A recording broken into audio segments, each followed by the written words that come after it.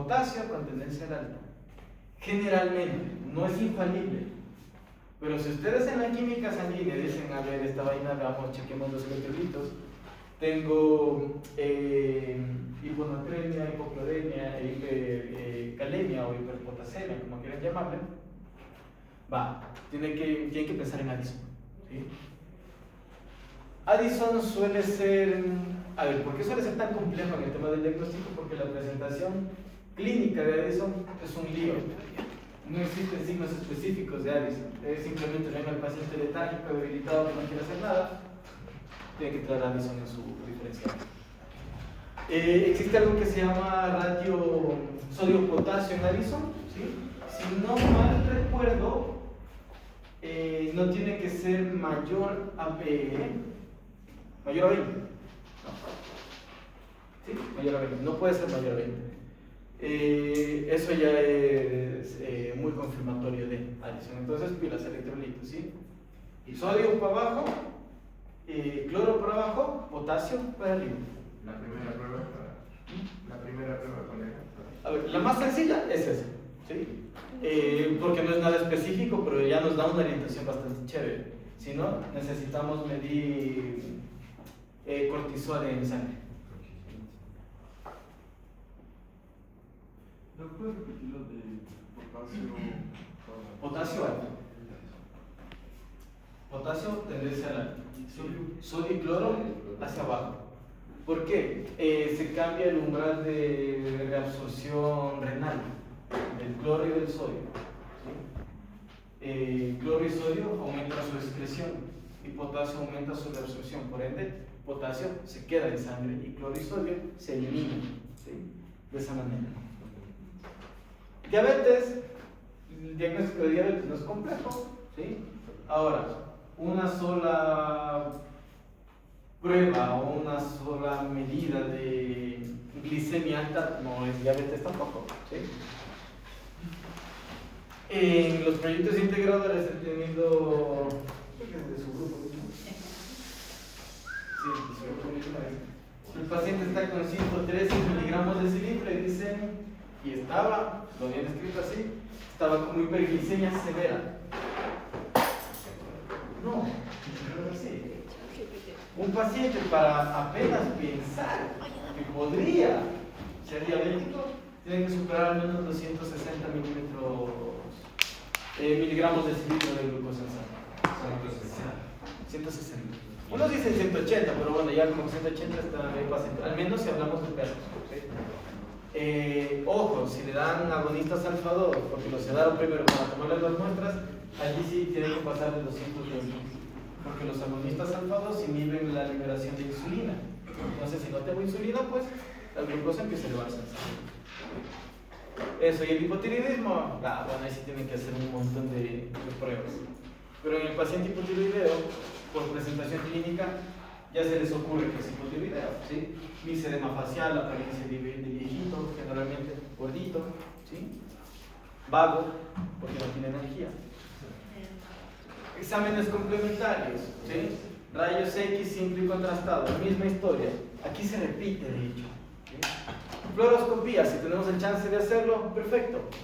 Esofagoscopía, es una ayuda, sí. ¿Me permite ver si tengo úlceras? Sí, claro que sí. Allí se tornaría como el gold estándar. Si no, no mucho.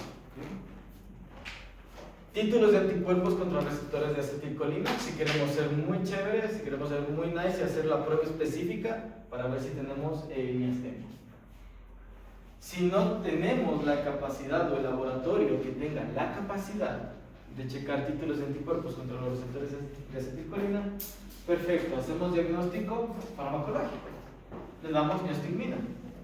Si el paciente en 45 minutos o en ese periodo de tiempo se pone, empieza, o hay un paso, ¿sí?,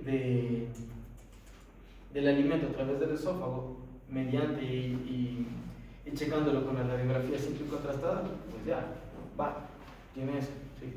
Perfil tiroideo, ¿por qué? Para descartar en este caso, ¿qué cosa? Hipotiroidismo, o confirmarlo.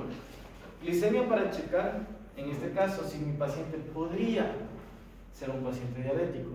Para diagnosticar diabetes en un paciente canino se tiene que hacer una curva de glucosa. ¿Sí? Tenemos que hacer una curva de glucosa que puede durar hasta una semana para ver cuál es el porcentaje de variabilidad de esa glucosa en el paciente.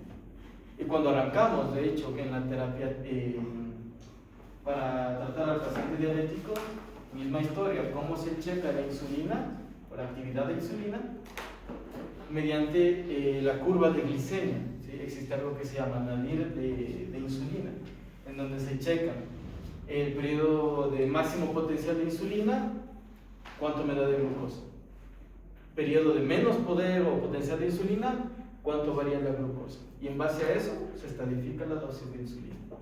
No es porque, a ver, el libro me dijo de 0.1 a 0.2 unidades internacionales por kilo si estamos utilizando insulina regular, o 0.5 unidades internacionales por kilo si me voy con insulina Lantus. No funciona así tan fácil. Perfil electrolítico, ¿para qué? Y cortisol en sangre, ¿para qué? Eso, lo que les mencioné. ¿Sí? Entonces, pilas con eso.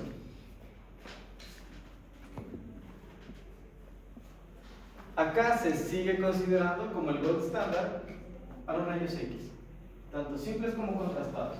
Si queremos ser más específicos, el gold standard sería los rayos X, sí, pero con contraste. Porque, yo qué sé, podemos quizá no tener nuestro mejor día y no nos fijamos que hay una pequeña dilatación. En adultos, ¿cuál es el lío?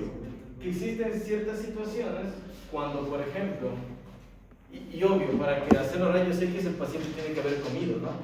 Porque si el paciente ya ha pasado 12 horas de ayuno, por más lento que esté ese tránsito, ya no va a haber nada en ese esófago. Entonces, pilas, puede ser algo muy lógico, pero se les puede pasar por alto. ¿Sí? ¿Qué vamos a ver? Dilatación esofágica generalizada, presencia de gas, líquido, alimento. ¿Sí? Y si hay broncoaspiración, ya podríamos tener un patrón intersticial o, si la cosa ya se puso más compleja, un patrón alveolar. Es bastante común este tipo de presentación del paciente que les viene haciendo neumonía, tras neumonía, tras neumonía, tras neumonía, en el paciente viejito, es un golden o un labrador, y al final, cuando van en su quinta neumonía, se les ocurre preguntarle: ¿es hipotiroidioso el paciente? Porque ha pasado. Toma medicación. Le dice: sí, creo que toma algo que se llama levotiroxina o algo así. Y ahí ustedes dicen: mierda, ¿le está dando la levotiroxina? No. Peor todavía. ¿Sí? Incluso con la medicación ya podemos tener aplicación de la placa neuromotora. Es algo muy común. ¿Sí? Entonces, a pesar de que aquí está dilatado el esófago, tenemos un neumoesófago allí, está repleto de ese esófago, es más fácil darnos cuenta acá, que está con contenido. ¿Sí? Acá, yo qué sé, podemos tener una lía, les terminó la pelada o algo por el estilo, o el pelado, ¿sí? Y están enojados, ofuscados, y el pelado. Y quizás se nos podría pasar por alto eso. ¿Sí? Esto no se les va a pasar por alto. No hay cómo, no hay manera de que se les pase por alto eso. ¿Por qué? Fíjense que está desplazando la tráquea. Pueden confundirse con otras cosas, está bien, pero ya van a saber que algo hay allí, ¿sí? Y que si algo no es normal. ¿Qué dicen ustedes? ¿Paciente con o paciente sin?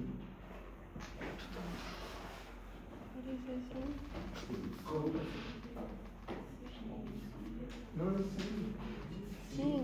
¿Hay desplazamiento ventral de la tráquea? No. ¿Hacia ventral, perdón? No, ¿verdad?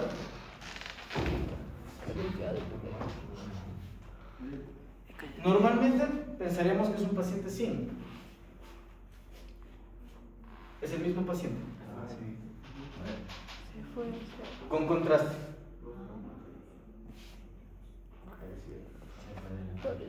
¿Por qué? Porque es un paciente adulto, que no siempre nos va a llegar en un grado de megaesófago enorme. ¿Sí? Entonces, pilas. Cuando sospechen del megaesófago en adultos, láncense la contrastada. Pueden subestimar mucho esa patología. Es el mismo paciente. Es exactamente el mismo paciente. ¿Sí? Pero no podemos ver el esófago. Generalmente no se ve el esófago. ¿Por qué? Porque su radiodensidad no me lo permite. Pero ojo, ahí está. ¿Sí? Entonces pilas con eso. La presencia del contraste o la retención del contraste, independientemente de cuál sea varios, sea llevando el que sea, por más de 5 minutos, ya, eso es indicativo de megaesófago. ¿Será congénito? ¿Será adquirido? Ni idea, pero hay megaesófago. ¿Sí? El congénito es más fácil de diagnosticar, ¿sí? Porque tengo más signos. Ahí el paciente me va a ingresar regurgitando y voy a ver esa regurgitación acá, voy a tener un poquito más de problemas. Entonces, fíjense, acá hay megaesófago, sí, o al menos me es sugerente de qué cosa, de hipomotilidad, al menos hipomotilidad, ¿sí? Una estenosis esofágica podría ser, pero al menos acá, ojo, la placa está cortada, no está entera, tendría que sobrepasar el diafragma, una buena toma lateral de tórax. Pero podría pensar también en una obstrucción. Al menos hasta este segmento no tengo un punto de estenosis, ¿sí? Ni obstrucción parcial. Por ejemplo, así se ve cuando tenemos una obstrucción. En este caso, una estenosis. ¿Sí? Entonces, fíjense, ahí sí, si hablamos de como en pollos, literalmente se me formó un buche ahí, ¿sí? Viene el esófago, se dilató. Dejó de pasar contraste por alguna situación en un punto bastante específico. Y luego pasó el contraste de a poquito y se va. Tamaño normal, punto de dilatación. Y ustedes saben que previo a un punto de dilatación, es decir, craneal a la zona de dilatación, inmediatamente craneal, de hecho, va a haber una zona dilatada, porque en algún lado se tiene que ir ese volumen, o en algún lado se tiene que ir ese volumen.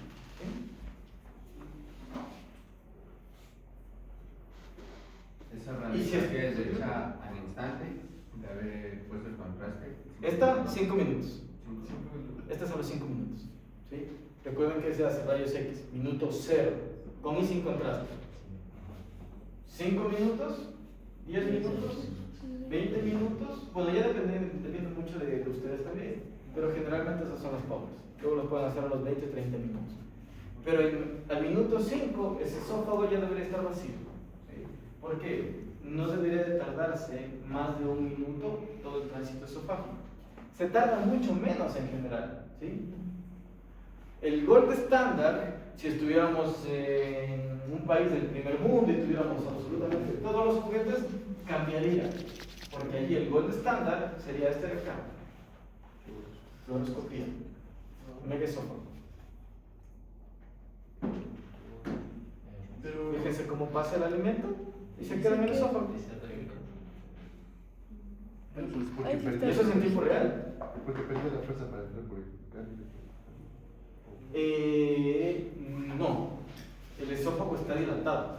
Entonces ingresa el alimento, por gravedad se me queda allí, el esófago no se está moviendo. Entonces el cardia se puede abrir, pero no hay nada quien empuje ese alimento a través del cardia. Por eso tiene que comer en biperestación, para que cuando el cardia se abra, el alimento por gravedad caiga.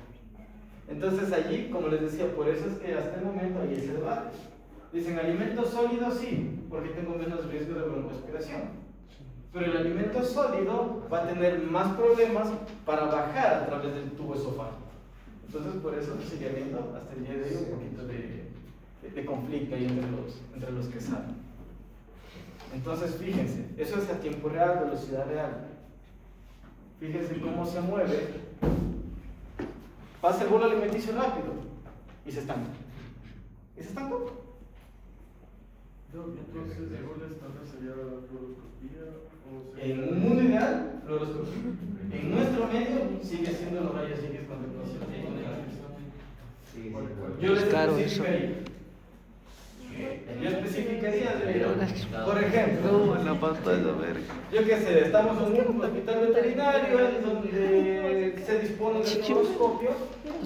¿Cuál sería el gol estándar para el diagnóstico de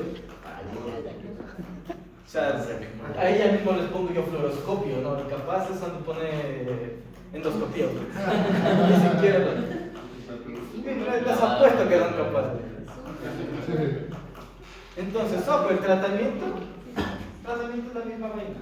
¿Sí? Excepto que acá, pues sabemos que esto es secundario A. Entonces, si esto es secundario, ¿qué primero deberemos tratar de hacer? Buscar la patología de origen, la causa primaria, y resolver eso. Quizás no lo podamos curar. Si es diabetes, a ver, si tenemos muchísima suerte, puede haber remisión. Si es hipotiroidismo, no. Si es Addison, menos. ¿Okay? Pero bueno, nos vamos primero a buscar la patología primaria. ¿Sí? Entonces, el manejo generalmente es paliativo, es extremadamente individualizado y generalmente de por vida. Manejo nutricional, lo que ya habíamos conversado. Sillita baby, 10 a 15 minutos. ¿Sí? Es decir, lo ponemos en su sillita, le damos de comer 10 a 15 minutos, 10 a 20 minutos. Tienen que tener en cuenta que entre mayor tiempo va a ser mejor, 20 minutos, pues fuiste. ¿Sí? El tipo de dieta se sigue todavía en discusión, ¿sí? Pero debe de comer varias veces al día, entre 4 a 6 veces al día. ¿Por qué? Entre mayor volumen va a haber mayor capacidad del esófago por dilatarse, ¿sí? Menos volumen va a pasar más fácilmente. Y manejo médico es el mismo, ¿sí? Promotores de motilidad, metoclopramida, cisaprida, cisplatin, protectores de mucosa gástrica, sucralfato, albendrato, subsalicitato de bismuto. Aquí les menciono mucho al sucralfato porque es el de primera elección, ¿sí? Y supresores de ácido, inhibidores de bomba gástrica. ¿Sí? Vamos, omeprazol. Allí sí, esto se mantiene. ¿Qué varía en ese tratamiento? Lo que le haya generado a nuestro paciente el megasodio. ¿Sí? Si es hipotiroidismo, pues levotiroxina o lo que quieran darle. Si es diabetes, insulina, ¿sí? De la manera en la que ustedes crean prudente abordar a ese paciente. Si es miastenia gravis, les toca conseguirse piridostigmina. Y si no reacciona a piridostigmina, tendrán que arrancar tratamiento con azatioprina, con un quimioterapeuta. ¿Sí? Entonces, va a variar muchísimo. Lo que se mantiene es el tratamiento orientado a los signos clínicos del megasodio. Pronóstico. Depende muchísimo. ¿Sí? Y esto es para los dos. ¿Sí? Si hay mucho riesgo de broncoaspiración, pues el pronóstico será maluco, ¿verdad? Si hay menos riesgos de broncoaspiración, va a ser mejor. Ojo, todos los pacientes con debilidad esofágica adquirida están expuestos a riesgos de neumonía por aspiración y muerte súbita. ¿Por qué? Porque un fragmento de alimento lo suficientemente grande puede pasar a las vías respiratorias, como dicen ustedes, el sur por el camino viejo, y puede generar un broncoespasmo severo, muy malo. Y si está solo nuestro paciente, yo que sé, le dimos de comer y nos fuimos a hacer las compras al súper y nos demoramos unas 3-4 horas, llegamos y el está tieso. Suele pasar, puede pasar. Si es un branquiocéfalo al menos, puede pasar. ¿Sí? Si es un branquiocéfalo con megaesófago, le dieron de comer y lo dejaron afuera en un solazo. A la final ahí no van a saber ni por qué se murió. ¿Sí? Pero pilas con eso. Cuando no logramos saber qué causa está desencadenando ese megaesófago y lo catalogamos como un megaesófago idiopático, el pronóstico es peor. ¿Por qué? Porque no vamos a saber cómo tratar la causa de base. Solamente va a empeorar, a empeorar, a empeorar y a empeorar. ¿Por qué? Es un músculo, ¿sí? Es músculo estriado. Se va a seguir dilatando, dilatando, dilatando y dilatando. ¿Sí? Nuevo pronóstico. Se medita en algún momento va a empezar a broncoaspirar mal.